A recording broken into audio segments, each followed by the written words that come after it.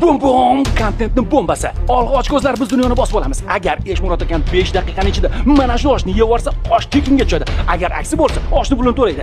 Tayyormisiz? 1, 2, ketdik. Qani bosh kelmang, Eshmurod aka. Qani.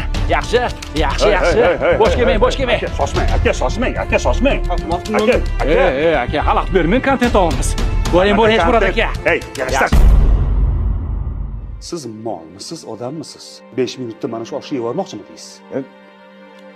Begim keldi-da. Ota bobolarimizdan bir o'tirib birlagan oshni yevorishdi. Ey, ota bobolarimizga tuhmat qilmang. Ota bobolarimiz ko'p ovqat yeyishni musobaqa qilmaganlar. Ko'p ovqat yeyishning nimasi sharaf? Qorningiz ahvolini qarang. Bu ketishda semirib erta o'lib ketasiz.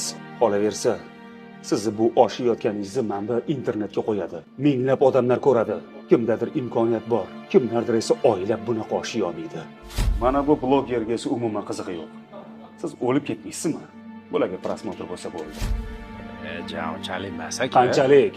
Bu millat odamga o'xshab ovqatlangan. Yashash uchun yegan. Yeyish uchun yashamagan. Bolalarga aytaman, oshingizga yana osh qo'shib beradi.